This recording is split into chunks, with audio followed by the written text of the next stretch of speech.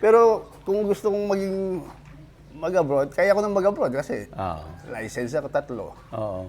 Pero mas gusto ko pa dito eh. Dito sa ano. Ano yung isang lisensya mo? Medtech, nurse. Medicine. Ah, nurse License ka pa. nurse ako. Tapos ngayon, bagis ako agriculture. Gusto mo bang matuto ng agribusiness, crops, livestock and poultry, aquaculture, at ma-inspire sa mga success stories? Agribusiness How It Works! As a YouTube channel, Agribusiness features entrepreneurs, farmers, organizations, OFWs, investors. However, beyond our usual content and official endorsements, Agribusiness does not engage in other business dealings with them. While our viewers and featured individuals and entities may choose to pursue business deals with each other on their own, we encourage them to be cautious in doing so. I-promote muna natin, ma'am, yung tour. Punta po kayo sa aming Facebook page, Inspired Learning Tours. Mag-text or call sa 0917-506-6876. Sa 12 to 16 po yan. Ng Siksik ng May. Ng May. Siksik na siksik. Minimake sure po namin na bawat puntahan natin, may laman, may matututunan kayo. Makikita nyo rin ang Malaysia. Hindi lang Kuala Lumpur. Pupunta tayo sa Penang. Pupunta tayo sa Selangor. Dadaan tayo sa Putrajaya. Matitikman natin yung mga tropical fruits nila from Pahang. May seminars, Yeah. may farm tours, at dahil fruit orchard to, Buffet. marami tayo. Marami fruit tayong taste. kainan. Marami tayong kainan ng prutas. Doc, kumusta? Mali po, direct mali po. Yes, sir. Ano pong bayad Si ma'am, Ay, nag-ayos siya. Don. Muna Kumusta na, Doc? Okay naman, direct. Inayos ko pa yung ano niya, yung pinaka-concept niya. Sir, kabitang ka. Mahirap pala yung farming. Mahirap, no? Napakahirap. Hirap. Hindi yung mahirap lang, napakahirap. Mm. Unlike yung sa medicine. Medicine kasi talagang yung mga professor, pahirapan ka eh, para matuto ka eh. Dito, habang nagtatrabaho ka, kahirapan ka. Wala pang budget. Doc. Mas mahirap pa pala ang farming sa medicine, ha? Learning by doing. Oo. Yan ang pinaka ano sa... Sa medicine, may, Sa medicine may kasi, mag-guide sa'yo. May mag-guide, maraming professor. Nag-ano na ako eh, nagta-transition na ako. Gusto Kasi mo mahirap talaga. na ang- Gusto mo talaga mag-transition. Magta-transition talaga ako. Tapos tinitignan ko yung sustainability ng ano, ng ginagawa ko sa agriculture. Ang unang inanok kasi ang silage eh. Pero nakita ko hindi siya sustainable. Pagiging sustainable siya, kung may capital ka. Kung may capital ka. Parang extra ano mo lang eh. Sa maliit yung margin daw yata. Maliit ang margin. Maliit yung margin. Pang sarili ko na lang yung silage para may ipakain ako sa mga maliit na stock ko. Pagka in due time na may drought or any calamity. So nakita ko ang pinaka diyan, dapat magaling ka sa pagko-compost. Sa fertilizer sa production. fertilizer. Yun ang Mas maganda yan. Mas maganda, organic. Marami na kayo na Maganda. picture direct na magagaling talaga sila. Lalo yung mga large scale. Lalo yung sa Greenland. Sa Greenland. Malaki kasi Sir sila eh. Bobby. Rolly, Lagaya. Lagaya, saka si Sir Bobby. Bobby Balyes. Buboy, Balyes. Buboy Balyes. Ang galing siya. Ang galing siya, Doc. Ang kinakabahan ako. Si Doc magkakabahan. Kasi para maging sustainable siya, direct, yung mga organisms na nilalagay dyan, ako na mismong gumawa Gumawa. for sustainability. Kasi kung every now and then, bumibili ka sa Shopee, Opo. saka sa Lazada, malaki pa rin ang costing. Sa pinag-aralan ko yung characteristics ng mga bacteria ilalagay. Ito yung, Doc? Ito yun, direct. Anong galing sa... Pinaka-importante dito, direct, yung lahat ng ingredients, very accessible dito sa Pangasinan. Oh, I see. For example, yung marami nagpuputo dito, yung carbonized risal. Mm. Lower cost ang makukuha ko. Tapos yung mga chicken manure, Mm-mm. nakukuha ko kay kay engineer.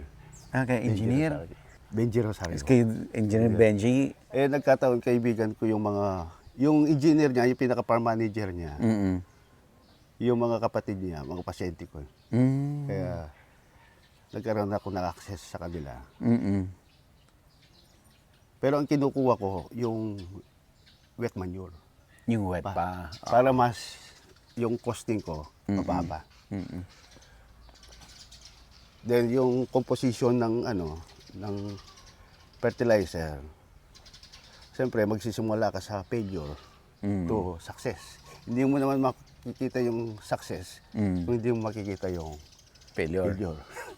Kasi nandun ka na sa right track pagka nakita mo na, ganun pala. Pero matindi ang buti may mga personnel din ako na gumagabay sa akin. Mm. Introduce natin si Doc Jacob Montemayor. Good morning po. Ayan. So, matagal na Maraming si Doc salamat na po sa pag-interview. matagal na si Doc na lagi tayong nagkakausap. Ngayon lang matutuloy yung vlogging. At last, parang nandun pa lang ako sa kalagitnaan, sa gitna. Wala pa rin talagang So, ang main business pa rin ni Doc yung clinic at saka diagnostic center. Andun po yan sa Calasiao. Calasiao. Montemayor Diagnostic Center. Sa Pangasinan po. Yan, okay. Sa anong mga makikita natin ngayon dito, Doc? Yung paggawa Process. po ng pag-process ng fertilizer, gawa na po direct. Gawa na to. So, ready na po ito. May ano pa siya, ano may na lang. ilang weeks pa siya. Oh. Tapos, instead na, di ba, sa mga na-vlog nyo dati, magte-turn sila eh. May turning siya. Yung nasa parang baba, hinahalo nila. Ako hindi na. Oh, I see. Ang gagawin ko, aerated static pile. Instead, kasi ang pinaka-goal nila, kaya ito-turn nila, to aerate, to increase oxygen supply doon sa mga bakterya. So, hindi ko na i-aerate, hindi ko na ito-turn, i-aerate ko na lang. May anong gagawin? Mayroon na akong lalagay na mga tubings sa loob Oh, I see. for aeration, for maintenance ng mga maintenance and survival of microorganisms. Then yung bacteria mismo, ako na mismo gumawa. I see. Parang nag-formulate. Paano mo alam yun, Doc? May the same principle sa medicine ba yun? Ganon? Mayroon siya. Especially sa medtech, microbiology. Oh, I see. Kung paano ko sila gagawin. Oo. Kasi dapat alam mo yung characteristic na mismong although marami silang flora marami silang microorganism, pero yung specific bacteria, dapat alam mo yung paano siya nagtatribe. Oh, I see. Ganun Si yung Doc gagawin. ay medtech kasi yung kanyang pre-med. At least, Lahat na gamit mo, Doc. at least makakatulong ako sa mga Oo. farmers para So, pang ilang batch na po ito? Bali, 4 po yan eh. Nagsimula kami doon sa pure manure na pinaperment ko. Okay. Yung pure manure mismo, peppermint ko muna. Tapos, para less toxic siya. Para ma-convert ng mga microorganism yung init na nilalabas ng ng manure. Okay. Para ma-cool down siya. Para pag i-apply mo sa mga plants, Hindi mainit. hindi siya mainit. Yung seed burning ang tawag doon. Oo, namamatay Plant kasi, burning. no? Namamatay Nasusunog. siya. Yun ang pinaka-importante kasi yung hindi siya masusunog eh. Tsaka yung pinaka-importante din yung mapabilis ang processing. Kasi pag mapabilis mo yung processing to compost, mapapabilis din ang paggamit. Mapapabilis din ang ROI. Yung pinaka-number 1 dito, yung kahit na may galing ka, hindi naman sa magaling ako na sinasabi ko, yung accessible yung mga materyales. Materyales. Accessible yung marami nagpuputo dito sa Kalasyaw. Nai-use ko yung mga carbonized rice nila. No need for yung carbonizer.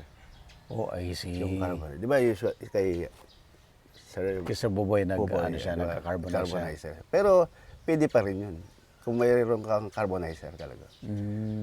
So ito, malapit na itong Malapit finished na yan. product. For mga weeks na lang. Then, Dahil magano sa salain to, nyo. Pero ano yun ko pa rin niya, may compost turner ako maliit. Pang last ano yun. Last na stage yun. Last stage yun. Anong stage po ito? Mga ano na yan, 3 weeks. Gaano ba katagal, Dok, bago matapos? Then Ilang yung weeks? curing period niya, at least kung talagang para ma-prevent mo yung burning ng plant, 1 month. 1 May month. curing period siya. Paano ka napunta sa organic fertilizer from original na mga plants mo? Kasi, nagpatanim ako ng mais. Ano, Mais. ang overhead cost niya? Synthetic. Mataas. Taas. Halos 60%. 60% ang ano niya. Costing niya. Malaki yung pinatanim mo. Nagsimula lang ako sa 1 hectare. Tapos, tinignan ko yung, siyempre, yung galawan. Wala. Hindi ka na makakabalik doon sa pinanggalingan mo, mahirap. Kaya pala maraming dumadaing pagdating sa synthetic. Kaya pinag-aralan ko mabuti yung sa mais. Ang prepare pala ng corn, yung organic, especially yung manure. Kaya nakikita ko naging successful yung mga nasa Batangas pagdating sa corn. Kasi cow manure ang ano nila. Yun ang prepare talaga ng mais. Oh, I see. Pero siguro sa rice, hindi siguro mangyayari yun. Or pwede rin. Depende sa ano kasi. Sila Sir Rolly kasi, sila Sir Edgar, yung, di ba, malawang yung taniman nila ng mais, di ba? Kasi pang silage at saka yung grain Yung na grain niya, gagawing feeds. pakain sa feed sa Para sa feeds nila. layer. Sa layer, Tapos yung silage para sa cattle. sa cattle. Kaya ang bumabalik lang sa kanila, ganda naman sa kanila eh. Ganda Yung tapos may organic technology fertilizer pa. nila pabalik doon sa plantation. Parang integrated talaga siya eh. Pero kung hindi naman ako against sa synthetic, kung magsisynthetic ka, parang hirap niyang umikot eh. Ang hirap niyang umikot eh. Kasi halos, kumikita ka nga sa livestock mo, pero tinatapon mo sa synthetic. Yun ang napapansin ko. Para maging sustainable ka, tsaka hindi ka na kwenta ng kwenta. Mag-organic ka muna. Para, yun ang napansin ko. Oh, I see. Hanggat naamoy mo yan, May ano pa siya. mayroon pa siyang init. Hindi pa siya pwede. Dapat yung odor niya, earthy odor. Oo. Talagang, tsaka 50% reduced ng weight niya. Kalahati. Kalahati. Mga ngalahati talaga siya. Hanggat hindi sa mga ngalahati, hindi ka, wag mong ibigay. Siguro, increment ang paglagay mo. Hindi yung full blast na ilalagay mo lahat. Siyempre, mapeperwisyo yung mga ano mo, mga standing crop mo. Dok, gaano kalaki yung in terms of cost mo, magastos din yung paggawa nito, itong organic Hindi naman. fertilizer. Hindi naman. Kasi magkano ko lang, like yung carbonized rice hull, almost 15 to 20 Per pesos. 15 pesos per bag. Per bag. Ilang kilos 'yan? Minsan nun, isang truck. Tapos yung manure naman, isang truck din na pinapadeliver ko kay Kay engineer. engineer. Pero hindi lahat maubos yun. Maraming paggagamitan pa. Tapos yung liter, yung ginagamit ni Sir Boboy, yung combine ng mas less yun eh. Mas mapapabawas yung effort mo tsaka yung overhead cost mo pagka liter. Pero dapat, kung mayroon siyang halong fresh na yung ipa na hindi nasunog, kailangan carbonize mo siya para mas less toxic. Oh, I see. Yun ang Tsaka yung bacteria dito, okay naman siya eh. Hindi naman siya masyadong sa akin, hindi siya masyadong stricto. Ibig sabihin, kahit saan mo ilagay, kasi anaerobic siya eh. Facultatively aerobic. Pwede mo siyang, alam mo, ganyan, anaerobic siya sa loob. Pero once na tiner mo siya, magiging aerobic siya. Mabubuhay na naman siya. Kahit anong environment, mabubuhay siya. Saan galing yung bacteria na kinulture mo, Dok? Yung bacteria na yon, may mga, ano yan eh, may mga pinaggagalingan yan na waste natin sa household. Okay. Pero kailangan very, ano ka lang, very, siyempre may scientifically, ano ka, may background ka para makita mo yung kung saan siya nagtatribe. So yan yung trade secret mo for now. Nakikita mo at naamoy mo araw-araw. Talaga? Nandun lang siya. May i-share ni Doc sa akin ng sekreto. So itong mga stocks mo ngayon dito, Doc, Gagamitin ko. kailan ka nag-start maggawa talaga ngayon? Ano pa lang, wala pang, mga 2 to 3 weeks. 3 weeks pa lang. Bagong-bago talaga. Bagong-bago na. Pero alam ko na yung kalalabasan, yung end product niya, alam ko na. Kasi bakit alam ko yung end product niya, yung mga nasira kong silage. Kasi pinag-aralan ko rin dati, direct yung silage. Yung mga nilagyan ko ng bakteryang yun, then kinompos ko. Ginamit ko dito sa mga nabili kong mangga. Oh, maganda. Kay Ma'am Chona. Bumili ka rin kay Ma'am Chona. Sabi ko, kaibigan ko si Direk. Sabi ko, o si magkano na lang. Mura siya. Magkano na lang siya. Ano mo rin to? Ililipat mo? Lilipat Kasi ko very rin. close eh. Ililipat ko rin yan. Doon sa kabila. Tsaka kung masenso na ako, parang orchard Orchard style. na. At least may fertilizer. Kaya yung fertilizer ang pinaka, magiging bread and butter. Kung wala kang fertilizer, palagi may kulang. Halimbawa, meron akong maliit na baboy ngayon, 3 eh. Meron akong ipot ng baboy, ipot ng manok, ipot ng baka in the future. Yung ipot na yon, kailangan pa-value add mo siya. Pa-use up mo para sustainable. Kasi ako, hindi naman sa doktor na ako. Ang laki ng pagkakamali ko dito. At hindi na pero hindi sa money. Ibig sabihin, ang pagkakamali Yung proseso. Yung proseso. Oo. Akala ko tama-tama na ako, gawin ko na, tama-tama na ako eh. Nung ginawa ko, palpak pala. May madidiscover ka. May madidiscover ako. So, adjustment, Doc. Buti may mga personnel ako na nung nakita ko, hindi lang yun, yung effect niya, yung sa health mo rin eh. Yan, mabaho. Siyempre, tinitignan mo, baka may mag-collapse sa mga tauhan ko during processing. Tinitignan ko rin. Ngayon, nakita ko na doon sa pagkakamali ko, nakita ko na paano I-adjust. i-adjust. Then yung sa YouTube, tinitingnan ko rin kung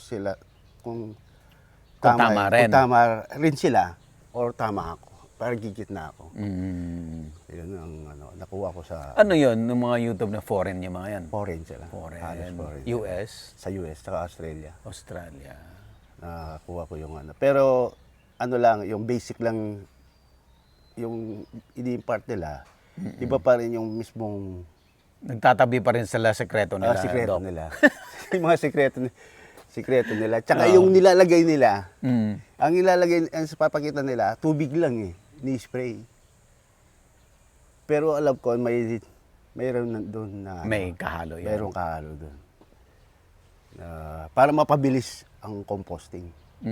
Dapat, ka talaga yung mga challenges, hindi mo sinusuko. Gaanong intention mo, gaano kadami yung ipoproduce mo na organic fertilizer? By the way, anong pangalan ng organic fertilizer? Ano yung end product nito, Doc? CUDS, CUDS fertilizer. Regenerative organic fertilizer. Parang gano'n siya. Parang under the Regenerative. name ng ano ko. Under the name ng mismong business. Brand mo na yun, Oh, sir, brand yung na. CADS. Oh, CADS. Brand mo na yun. CUDS. Mayroon na rin sa sa Facebook. Ano ka na? Pero medyo sablay-sablay pa.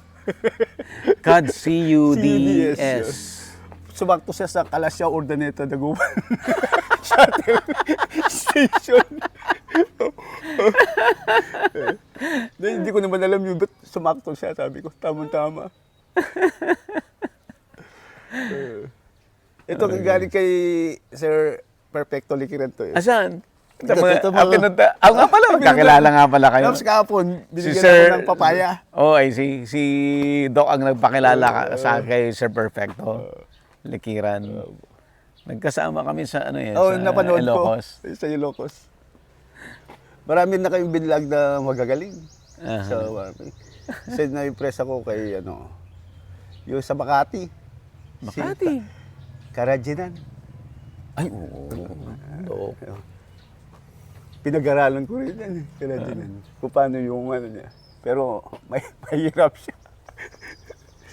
Nagaling yan si Doc. Doktora. Doktora. Tsaka si, yung sa Zambales, si, Sir Buboy. Sir Boboy. Tsaka yung tinawagan ko na si Ma'am Evelyn. Chong. Chong, Nagustuhan ko yung Yung gas lechon na oven niya. Oo. Pinag-i-screenshot ko para malaman. Sana dinala mo siya para nakita mo Oo. personal. Hindi, pagka pumasyal kayo, magkasabay na lang ako. Ito yung bailer ko. May na-bail na rin pala, Meron no? na akong product. Ito yung, buksan natin direct. Baw? Ha? Ay, may kakain nito pag binuksan mo. Yung mga kambing. Sige. 26 nung ano lang, Doc. Bago lang to. Bago lang, direct. So direct, kukuha ko ng cutter. Pero nakukuha ko na yung farming. Direct. Yung... Buksan mo na lang itong isa, bro.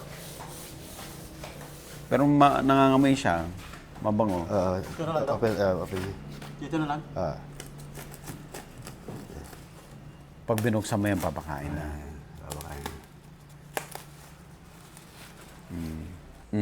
Saan pa yung kambing mo? Ay, maliit andyan. lang. Small scale lang, direct. Ito, may kambing dito, Doc. Yan. Ayan, sinasampling ko sa silage ko, tsaka sa soya. Nakakuha ko ng supplier sa Manila. Ng soya? Soya. Ngayon, yung paano mag-ferment, critical din yun eh. Dapat marunong kang mag-ferment. Kasi masisira siya. Ayun, pinag-practicean ko, successful naman. Yung sa soya. Kasi kung kumuha ka kagad ng marami, in few days time, masisira siya. Kasi mataas ang moisture level niya. Opo. So, para ma-prevent mo yung pagkasira niya, magbibigay ka na naman ng organism na pansarili ko.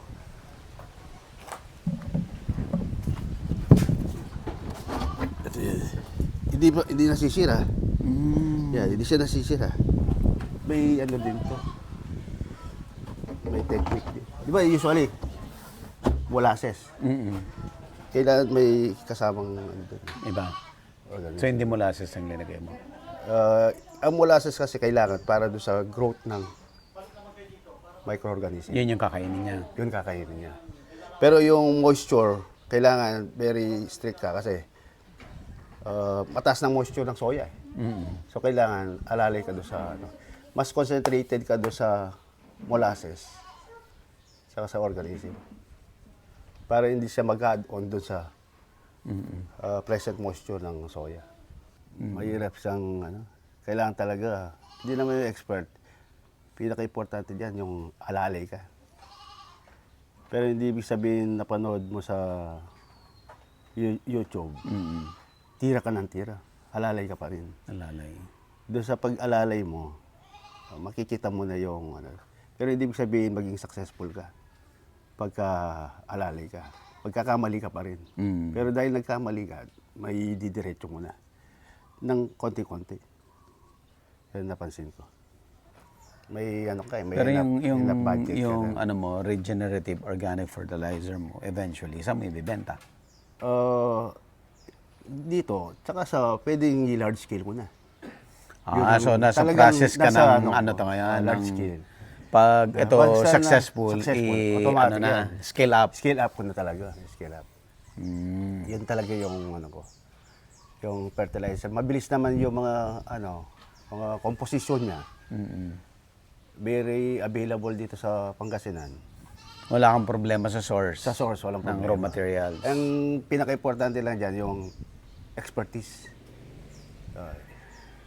Nababaluad mo yung mga problema ng ibang tao. Kasi problema yan eh. Problema kung saan itatapon yung Yung rice hull. waste. Oo. Problema kung saan tatapon yung mga manure nila. So, by formulating yung mga kailangan nila, yung mga waste nila to become value adding. Nakakatulong ka rin sa environment. Ang maganda lang sa kung i-compare ko yung medicine tsaka sa agriculture, ang medicine, mababayaran ka eh. May PhilHealth ka eh. Tsaka, babayaran ka kagad ng pasyente. Pero sa agriculture, minsan, May waiting, no? talagang maghihintay ka talaga. Tsaka May waiting. matagal. Tsaka, kung mababayaran ka pa. Kaya sabi ni Sir, doon sa isang vlog mo si Sir Ian, Oo. tama siya doon sa mahalang passion. Oo. Pero ito naman, passion ko at the same time, dapat Dapat mag-generate. mag-generate na ba talaga? Oo, Kasi hindi ka obra pag hindi nag-generate ng income. Kaya as much as possible, dapat resourceful ka eh. Kailangan i-large scale mo para sustainable siya. Tsaka para patrabaho mo, hindi mo na iniisip. Oo. Talagang multiplier siya. Yun ang pinaka-importante. Kaya maraming hindi rin naging successful kasi mahirap talaga. Mahirap ang agriculture. Kung wala kang pasensya, Matagal, no? patagal. Pero mapapabilis mo kung talagang hinahanap mo yung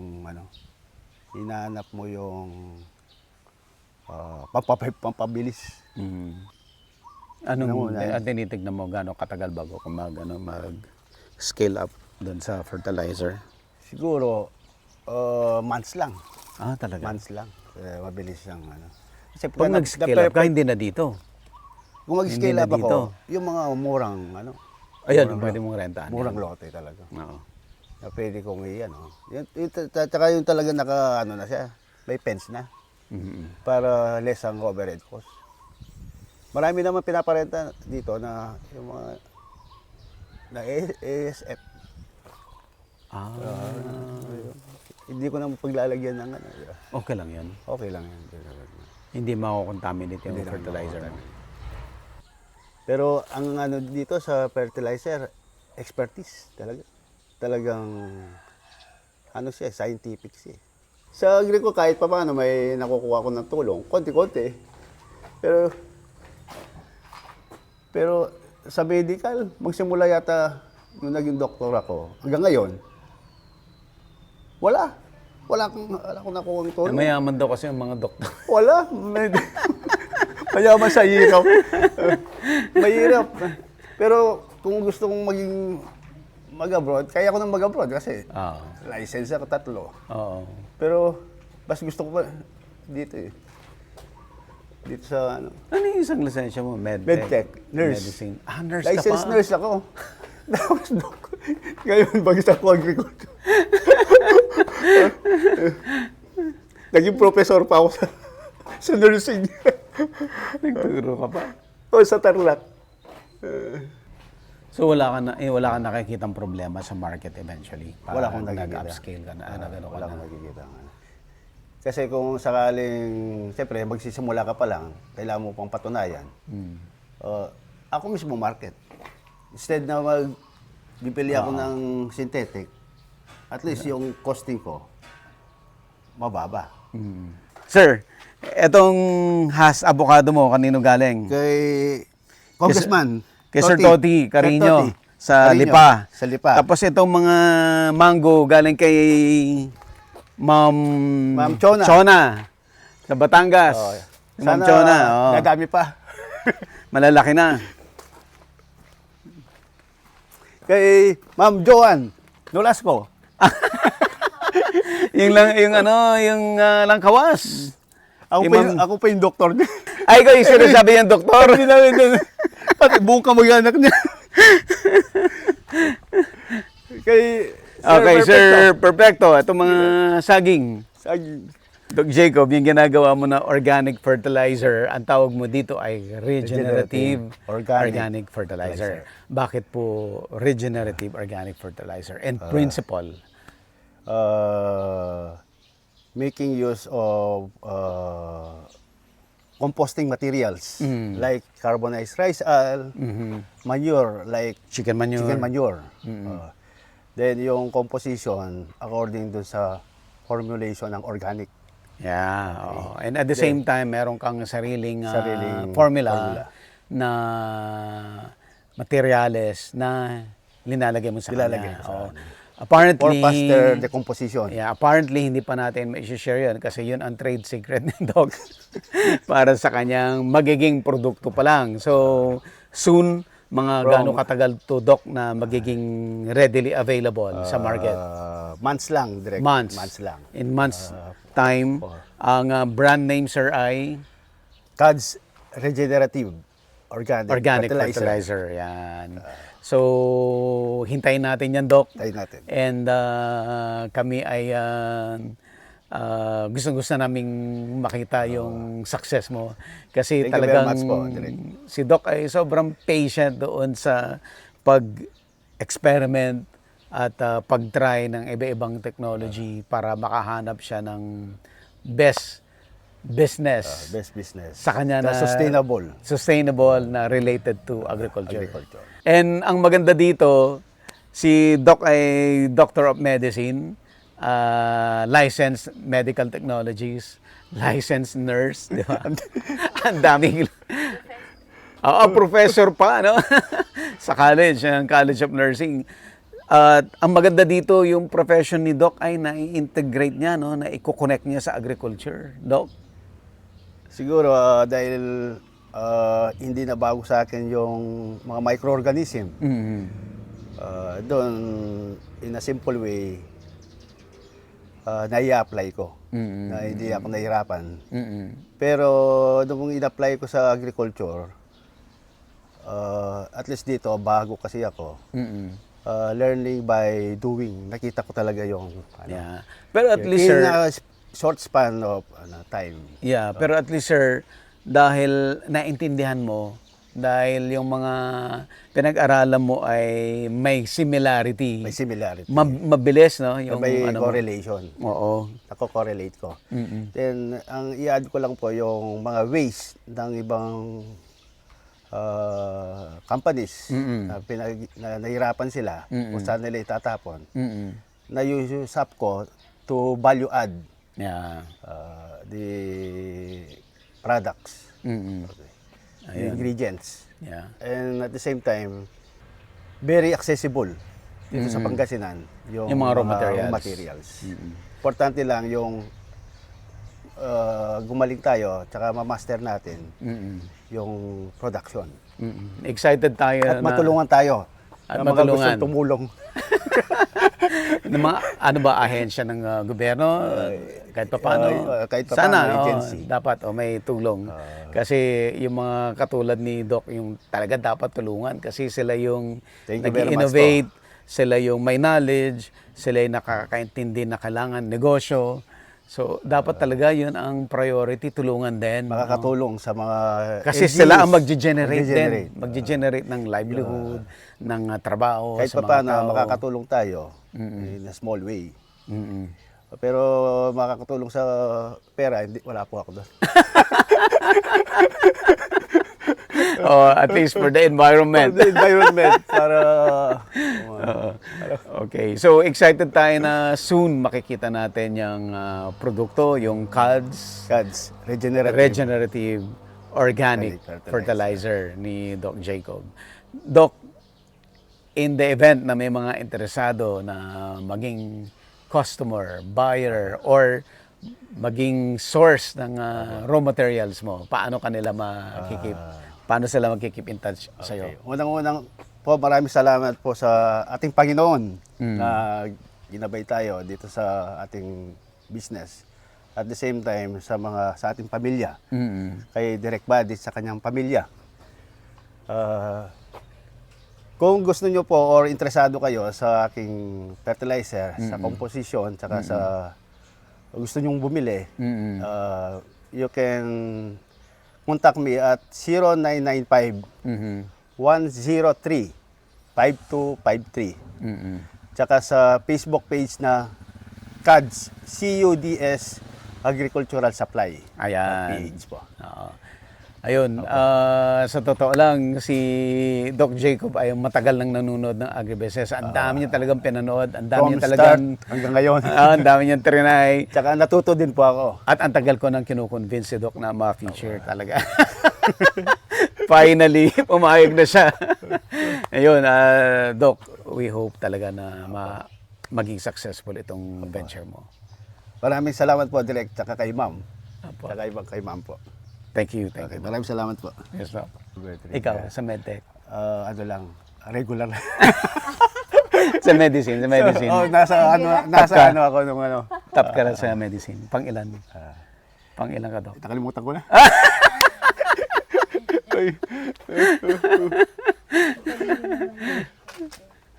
Grabe, no?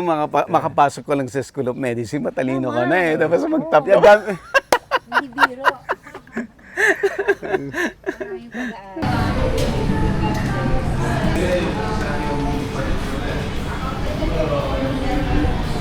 Agribusiness, how it works.